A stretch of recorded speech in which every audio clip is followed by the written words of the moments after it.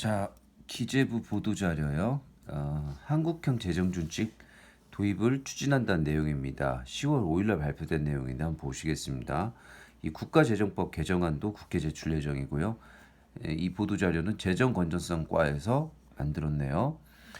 자, 재정환경 변화 대응 및 재정의 지속 가능성 유지를 위해서 코로나 대응 과정에서 국가 채무와 재정 수지 적자가 크게 증가하고 세입 기반 약화, 인구 감소 등으로 중장기 재정 여건이 녹록지 않을 것으로 전망되는 상황에서 세계 92개국이 운영하고 있으니 재정 준칙을 도입해야 된다라는 요구를 반영하겠다. 네, 참. 누가 요구하는지는 잘 모르겠습니다. 자, 첫째, 국가 채무와 재정 수지를 종합적으로 고려한다. 국가 채무 비율 60%, 통합 재정 수지 마이너스 3%를 기준으로 하지만 조금 다른 뭐가 하나가 더 많더라도 다른 지표가 기준치를 하회하면 충족이 가능하도록 상호 보완적으로 설계했다. 그러면서 한도 계산식을 보여주고 있습니다. 이 국가 채무 비율은 GDP 대비 국가 채무로 나타나고요. 통합 재정 수지 비율은 GDP 대비 재정 적자 비율을 얘기합니다. 그래서 여기가 원래는 이렇게 마이너스 3% 이렇게 나와야 되는데 인쇄가 잘못됐네요. 그리고 여기는 60%겠네요. 60%. 근데 이거는 그런 국가 채무 비율은 말하자면 대차 대조표나 자산 상태표에 나오는 그런 스톡 개념이고요. 그 GDP는 플로우 개념이죠. 1년간 그내 양을 보는 거니까. 그러니까 플로우 이거 국가 채무 비율은 이 플로우 부분의 스탁이고요. 통합 재정 수지는 GDP 분의 플로우죠. 재정 적자도 1년 단위로 보는 거니까 플로우 개념입니다. 그러니까 뭐 대차 대조표나 자산 상태표 개념과 그 손익계산서 계정을 이렇게 비교하는 이런 형식으로 되어 있는데요. 이 국가 채무 비율이 60%를 넘어가면 재정 적자는 1보다 낮아야만 1보다 같거나 작아질 수 있겠죠. 또 국가 채무 비율이 60% 미달일 때는 재정 적자가 조금 더 많아도 되겠죠. 근데 이제 재정 수지란 걸 쓴다는 건데 이건 4대 보험이 포함되느냐 안 되느냐 이렇게 일단 보시면 될 거거든요. 여기 대해서는 이제 뒤에 또 말씀을 드릴게요. 그래서 한도를 초과하면요, 다시 한도 이내로 복귀할 수 있도록 재정 건전화 대책 수립을 의무화하는 방안이 포함되어 있다 이렇게 합니다. 둘째, 경제위기, 경제 둔화 대응에 대비해서 보완 장치를 마련했다. 심각한 경제 위기 경우에 준칙 적용 면제할 수 있고요. 심각한 경제 위기에 따른 채무 비율 증가분은 한도 계산 시 1차 공제 후 3년에 걸쳐 점진 가산하겠다. 이런 얘기입니다. 그리고 경기 둔화에 대응할 필요가 있으면 통합 재정 수지 기준을 마이너스 3%에서 마이너스 4%까지로 완화할 수 있도록 했고요. 25 회계연도부터 2025년 회계연도부터 적용하고 한도를 5년마다 재검토하도록 했고요. 정부가 재정 수반 법률안을 제출하는 경우 구체적 재원 조달 방안을 첨부하도록 그렇게 하겠다고 합니다. 와, 좀 황당한데 좀 더 보시죠. 이 도입 방안 10월 5일날 같이 이 보도 자료와 같이 배포된 건데요. 순서는 이렇게 됩니다. 자, 1번 보시면요. 추진 배경은 아까 말씀드린 대로 2020년에 국가 채무가 37.7에서 39.8 추경을 통해서 43.9까지 늘어났고요. 관리 재정 수지는 마이너스 2.8에서 마이너스 3.5, 마이너스 6.1까지 늘어났다라고 합니다. 관리 재정 수지하고 통합 재정 수지는 관리 재정 수지에는 4대 보험이 안 들어갑니다. 왜냐하면 지금 현재는 우리나라가 4대 보험이 흑자니까 그것까지 넣으면 통합 재정 수지 기준으로는 적자를 더 많이 내도 상관없는 거잖아요. 그쪽에서는 플러스가 되니까 관리 재정 수지에서는 더 큰 마이너스가 돼도 마이너스 3%는 달성하기가 좋은 거죠. 그래서 우리는 이 재정 수지 볼 때 흑자가 확실한 부분을 아예 빼버리고 나머지 부분만을 세입 세출만을 따져보게끔 해놨어요. 그러니까 관리 재정 수직의 마이너스가 훨씬 커 보이는 거죠. 자, 중기적으로 보면은 2024년에 국가 채무 58.6, 관리 재정 수지 마이너스 5.6, 통합 기준으로는 마이너스 3.9가 예상이 된다. 장기적으로 2060년 국가 채무가 크게 증가할 것으로 전망된다. 라고 합니다.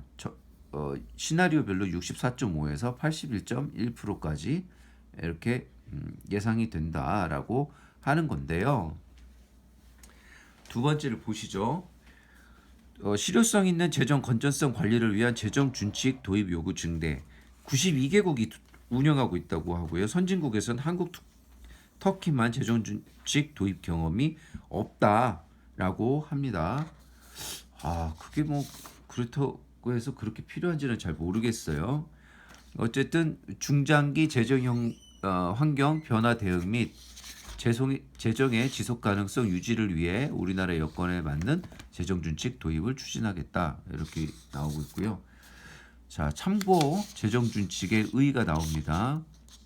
개념을 보시면 재정 총량에 대한 구속력 있는 수량적 제한인데 이거는 IMF가 정의하기로는 법제화뿐만 아니라 법령 형태가 아니어도 이행이 의무화되었으면 재정 준칙으로 간주한다고 하고요. 유형은 목표 지표에 따라 채무 준칙, 수지 준칙, 지출 준칙, 수입 준칙이 있는데 주요 운영국들을 보시면요. 다 EU 국가입니다. 자, 영국 물론 브렉시트로 탈퇴했지만 핀란드, 독일, 스위스, 오스트리아, 그 다음에 스웨덴, 덴마크, 넬더란드, 프랑스. EU 가입국 아닌 곳은 호주하고 미국인데요. 호주의 채무 준칙은 GDP 대비 국가 채무 비율의 한도를 제시하거나 단계적으로 감소하도록 제약 조건을 가하는 방식이고, 미국 같은 경우는요, 총 지출 한도나 총 지출 증가율 등 재정 지출 규모나 증가율을 직접적으로 제한하는 방식이다. 이렇게 나옵니다. 근데 이거를 왜 해외에서 하는지 잠깐만요. 해외 사례가 전 세계 92개국이 운영 중이고 선진국 중 한국, 터키만 도입 경험 부재. 그다음에 주로 도입하는 건 수지 준칙과 채무 준칙인데요. 우리는 이 두 개를 같이 공식화했죠. 아까 한도 공식을 보시면요. 근데 저는 이제 독일하고 오스트리아 등 국가에서 재정 준칙을 도입한 이유는 EU를 운용하기 위해서예요. 왜냐하면 미국이나 일본이나 우리나라처럼 자기 국가가 정부가 중앙은행을 갖고 있는 나라에서는요, 굳이 재정 준칙을 도입할 필요가 없어요. 왜냐하면 정부가 국채를 발행하면 중앙은행에서는 받아주잖아요.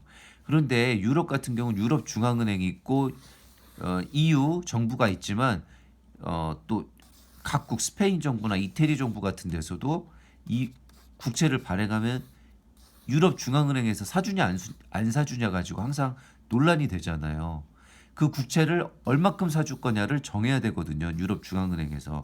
그것 때문에 정부 부채 비율을 EU를 만들면서 만들 수밖에 없었고요. 특히 독일이 옛날 하이퍼 인플레이션에 그 악몽이 있기 때문에 독일이 그 도입에 적극적이었어요. 근데 우리가 뭐 EU를 합니까? 뭘 합니까? 우리 중앙은행밖에 없잖아요. 그렇기 때문에 우리나라는 굳이 이게 필요한지 저는 잘 모르겠어요. 자, 그 다음에 최근에는 경기에 따른 재정의 탄력적 운영을 뒷받침하기 위해 재정 준칙의 제도적 보완 필요성이 강조된다. 그러면서 면책 조항을 EU에서 만들고 있고요. 21개 회원국이 적용을 유예하고 있고요. 미국도 코로나19가 되니까 적용을 면제하고 있고, 호주도 채무 한도 상향 조정하고 있습니다. 그래요. 우리나라가 다른 나라가 재정 준칙이 있지만 코로나가 문제가 되니까 다 적용 면제를 하는 마당에 우리는 코로나 때문에 부채 좀 늘어났다고 바로 이 재정 준칙을 만들어서 억제를 하려고 하는 움직임을 보이고 있잖아요. 뭐 하는 짓인지 모르겠어요. 있는 나라도 적용을 안 하겠다는데 왜 우리가 이걸 도입을 못해서 이렇게 애가 타는지 저는 이해를 못하겠어요. 자, 그 다음에 두 번째 추진 방향 및 고려사항. 추진 방향은 재정의 기능 지속 가능성을 확보하고 재정의 역할을 뒷받침을 동시에 담보하기 위한 거다, 이렇게 얘기하고 있는데, 고려사항 한국형 준칙 마련 및 합리적 실효성 있는 운영 방안 모색이라는 항목에서는 1번 준칙성, 재정 건전성 확보를 위한 한국형 규율 방안을 모색한다. 국가 채무와 재정 수지 두 개 지표를 아까 그 곱하기 공식을 보셨죠? 그걸 동시에 규율을 하겠다. 그래서 우리나라는 고령화, 낮은 복지 성숙도, 남북 관계 등 특수성을 고려해 적정 기준을 설정. 글쎄요, 이게 지금 저 기준이 필요한지 저는 잘 모르겠고요. 지금 우리 같은 경우에 이번에 마이너스 금리로 국채 발행, 달러 부채 발행이 성공했고요. 원화채무는 화폐 발행권을 사실상 국가가 갖고 있죠. 한국은행을 갖고 있으니까 사실 이렇게 할 필요가 저는 없다고 보고요. 자, 두 번째 보완성인데 필요한 재정의 역할을 제약하지 않도록 보완 장치를 마련하겠다. 경기이기 경기도나 대응을 위해 한도 적용을 한시적으로 면제하거나 한도를 일정 수준 완화하겠다. 아니 그럴 건 뭐로 도입하냐고요. 지금 코로나 위기인데. 국가 채무로 인해 위기 직후 재정의 역할이 위축되지 않도록 고려하겠다. 아니 이해가 안 되네요. 지금은 그럼 도입할 필요성이 없는 시기 아닌가요? 자, 3번 실효성은 환경 변화 대응 및 내실 있는 운영을 도모하겠다. 적용 시점과 한도 재검토 주기 5년을 설정하고요. 아, 도입 전략. 그래서 보시면 준칙성의 국가 채무 60%, 통합 재정 수지 마이너스 3%를 기준으로 운용하고 한도 초과 시 건전화 대책 마련을 의무합니다. 보완성 위기 시 적용 면제 및 이에 따른 채무 비율 증가분은 공제 후 점진 가산, 경기 둔화 시 통합 재정 수지 기준은 완화하겠다. 실효성은 2025년 회계연도부터 적용하고 한도는 5년마다 재검토한다. 3번 재정 건전화를 위해 필요한 제도적 장치를 보강한다. 자, 뭐 이렇게 한다는 건데요. 지금 말씀드린 내용이고요. 요 도입 방안의 1번의 준칙성에 아까 보셨던 여기 60% 마이너스 3% 해가지고 60%보다 국가 채무 비율이 많으면 안 되고 통합 재정 비율도 마이너스 3%가 되면 안 된다는 의미인데 다만 이게 1보다 커도 이게 1보다 작으면 1 아래로 내려가겠죠. 이런 식으로 하나의 지표가 기준치를 초과해도 다른 지표가 기준치를 하회하면 충족이 가능하도록 상호 보완적으로 설계를 했다라고 하는데 뭐하러 이런 고생을 하는지 모르겠어요. 이런 거 하시지 마시지. 그다음에 국가 채무 비율 기준은 60%로 설정했고 통합재정 수지 기준을 마이너스 3%로 설정했습니다. 그런데 생각해 보시면요. 기업들 부채 비율도 다 200%예요. 그거는 이제 물론 에코티 기준이긴 하지만요. 매출 대비 그러니까 GDP면은 약간 매출 개념이죠. 매출 대비 부채 비율은 60%. 이것이 기업에도 적용되나 기업이랑 비교해 보면 어떤가? 요것도 한번 한국은행 자료랑 비교를 해보면 좋을 것 같아요.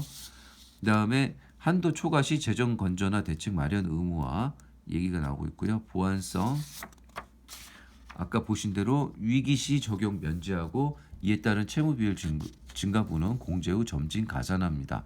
근데 지금 코로나 위기인데 그럼 우리는 아예 도입 필요성이 없는데 왜 도입해 놓고 면제를 하느냐? 그게 뭐 맞느냐 궁금하네요. 자, 한도 계산 시 1차 공제 후 3년에 걸쳐 25%씩 가산하고 4년 차부터는 전부 반영하겠다. 그러니까 오히려 위기가 빨리 안 끝나면 이 재정 준칙에 따라서 문제가 발생하는 거죠. 자, 경기 둔화 시에는 통합 재정 수지 기준을 완화해서 마이너스 3%에서 마이너스 4%까지로 완화를 해주겠다. 그런 얘기고요. 그다음에 기준 완화는 최대 3년 범위 이내로 제한한다고 합니다. 이 수축기 지속 기간이 경기 순환 국면상 최대 2.4년이었기 때문에 앞으로도 그럴 거라는 추정을 했기 때문이죠. 자, 그다음에 실효성 면에서 2025년 회계 연도부터 적용을 하고 자, 이거 보시면 주요국의 유예 기간이 주어진 어떤 사례들인데요. 독일 같은 경우에 2011년에 도입해서 본격 적용은 2016년부터 했고요. 주정부는 2020년부터 했습니다. 유예 기간이 5에서 9년이었어요. 오스트리아는요. 2012년도에 도입을 해서 5년을 두고 2017년에 본격 적용했고 영국 같은 경우도 2017년에 도입해서 2021년 회계연도 4년 텀을 두고 시행을 했다는 건데 요 시기들을 보시면 이게 뭐 이태리나 스페인 같은 데서 국가 부채, 그리스 같은 데가 유럽에서 국가 부채가 문제된 이후에 도입을 했고 본격 적용도 5년 이상 두어서 경제 충격을 없게 하려고 노력을 했지만 결국 도입 이후에 아까 보신 것처럼 다 적용 면제하고 있습니다. 이거 뭐로 도입하냐는 거죠, 이런 걸. 이렇게 실효성 없는 걸. 이거 그냥 유행이어서 한 90개국에 도입했다고 해서 우리가 무조건 도입해야 되느냐? 저는 이건 재검토해야 된다고 생각하고요. 우리 같은 경우에 지금 마이너스 달러 국채도 마이너스 국채 발행이 국제적으로 성공했잖아요. 굳이 이럴 필요가 있냐 이거죠. 마이너스 국채 발행에 성공하면요, 국채를 발행하면 발행할수록 예를 들어서 110원을 빌리면 100원만 갚는 거니까요. 발행하면 발행할수록 오히려 현금은 많이 들어오고 빚은 줄어듭니다. 우리가 앞으로 관리를 잘하면 마이너스 금리 상태에서 달러 표시 국채나 원화 표시 국채 모두 부담 없이 발행할 수 있는 상황까지 올 수 있다는 얘기예요. 두 번째, 한도는 시행령에 위임해서 5년마다 재검토하고 제도적 장치는요, 구체적 재원 조달 방안을 이 재정 부담 수반 법률안 제출 시에 첨부를 하도록 한다는 거고요. 그다음에 초과 세수 발생한다. 이거는 그러면은 재정 흑자가 되기 쉽겠죠. 이럴 경우에 채무 상환에 의무적으로 사용하는 비율을 확대하겠다. 채무 관리를 강화한다. 재정 흑자가 나면 무조건 빚부터 갚겠다는 거예요. 국제부터. 근데 이렇게 할 필요가 있냐는 거죠. 세계 잉여금 처리 절차가 국가재정법 90조에 지방교부금 정산하고 공적 자금 출연하고요. 채무 상환하고 추경 편성 또는 세입에 이입한다. 이런 식으로 지금 만들겠다. 이런 얘기 같아요. 향후 계획 좋은 계획이겠죠. 근데 저는 이게 통과 안 됐으면 좋겠습니다. 저는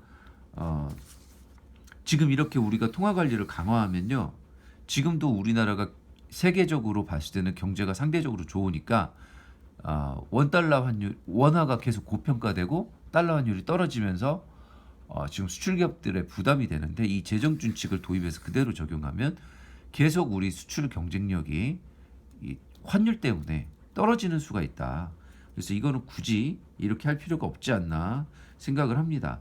그리고 정말 이거를 도입할 거면요, 가계부채 증가나 기업부채 증가율부터 통제하는 것이 맞다.